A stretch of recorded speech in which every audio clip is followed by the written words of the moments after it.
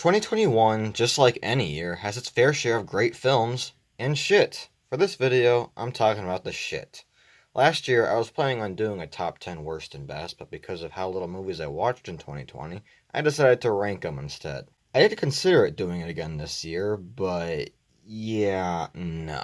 Alright, let's begin. What's in the box? What's in the fucking box? I don't really know why I watched this. This was back at the beginning of the year when Warner Brothers first began releasing their theatrical movies on HBO Max, so I just decided, I don't know, why not watch it? Well, I did, and boy, it was forgettable. The whole film is an excuse to get 3 Oscar-winning actors together to get people to see it. That's all the film has, its cast. None of them are even as good as usual, so not even that is a positive. It just feels like a Seven ripoff, except minus the actual thrilling ending that movie had. If you think that movie was boring, trust me, stay away from this. We're all gonna die! A bad movie starring Leonardo DiCaprio? I never would have imagined. To be fair, I like the idea of this movie. A comet is coming towards Earth and the people are too blinded by politics and the media to truly take it seriously until it's too late. It's, dare I say, a political agenda that I actually agree with. But see, execution is important when it comes to having a decent idea. This was not good execution. It's supposed to be a comedy, but it didn't really make me laugh, so it just kind of failed in that aspect. It's more cringy than anything. It's just a waste of a really good cast who, to be fair, all do a good job, but it's not enough to save this movie.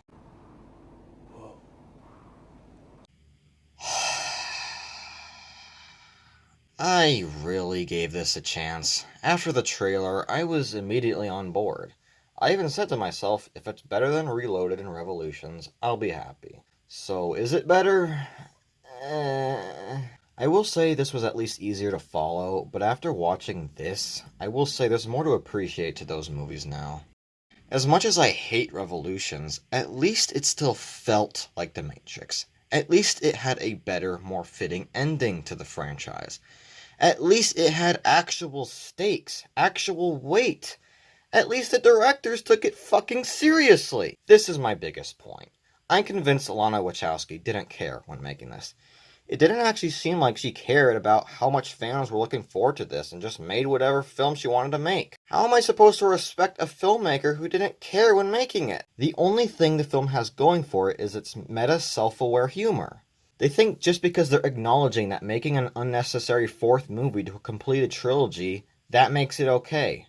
No, it doesn't. This movie still didn't need to happen. Where's the fucking kung fu? Where's the actual memorable action? That was the whole reason people liked the original movie. Big chungus. I mean, what did you expect? I almost don't hate this film as much as the others on this list simply because... what did you expect? I never cared for the original Space Jam. I was always kind of a Looney Tunes back in action kind of guy myself. But now I kind of understand why so many people have a soft spot for it. Something completely lacking in this version. Here's how I view both Space Jam movies. They're both time capsules for the years they take place. The original is a time capsule for 1996. A New Legacy is a time capsule for the modern day. Since people are nostalgic for the 90s, they're going to be nostalgic for the Space Jam too. And since people hate 2021, and it's a cringy time to be alive, of course, this one's going to be worse. It's a worse time period. There's going to be a charm to that original movie that's just not going to be here. But that being said, it sure is garbage. Fatality. There it is. That's my review. Nothing else to say. Five Nights at Freddy's. Nicolas Cage movies are like a box of chocolates. You never know what you're gonna get. You might get a delicious regular chocolate, or you'll get coconut. I feel it is a bit unfair to judge this since it's pretty clear what Willy's Wonderland is trying to do.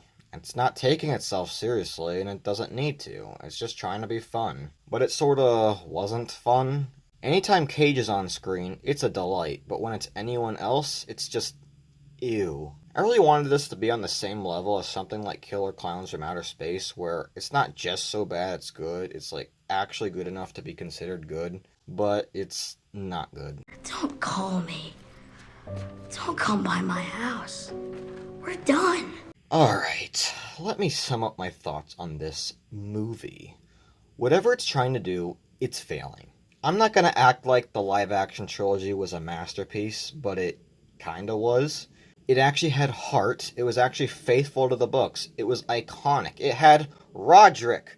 Roderick is in this for 2 minutes. Patty and Chirag aren't in it at all. 1 hour of runtime? Really? You think by readapting the first book, it would attempt to be more faithful, but nope. No Rain Jacket plotline, no Wizard of Oz play. Greg is no longer a manipulative child who thinks the world of himself. He's just a basic-ass kid. Really, Jeff? That was the whole reason why people cared about this series. Instead, Rowley's the asshole? Did you read your own book? I'm gonna say it. The Long Haul was better. At least I felt something, even if that feeling was pure pain. F*** this movie. Must be the season of the witch, yeah. For the longest time, Earwig and the Witch was what I would like to call the anti-Spirited Away. Instead of a protagonist who grows and develops, she is an unlikable piece of shit who remains a piece of shit the whole movie. Instead of fun and interesting side characters, we get a pair of garbage people who don't attempt to become better. Instead of a beautifully animated setting that makes me want to live in its world, we have this place. Instead of a good f***ing movie, we have a bad one. Who am I supposed to connect to? I want to feel bad for Earwig for all the shit she goes through, but she's so unbearable that I don't care. I then want to root for the witch and for her to make Earwig suffer even more, but she's also a bitch herself. It's just a mess. Where's the ending? Nothing is resolved. Oh, well, the book it's based on was never finished, so therefore the movie won't be... No, f*** that. If you're gonna start a movie, you damn well better finish it. I thought the movie was gonna be about a group of rock witches getting the band back together. That's what the poster alludes to. They set up an ending that never f***ing happens. A lovely cheese pizza just for me. Where's the heart? Where's the charm? Where's the funny that the original movie had? Gone. Reduced to cringe. I got nothing else to say. It's all been said before. Here's all you need to know to sum up my thoughts on Tom and Jerry.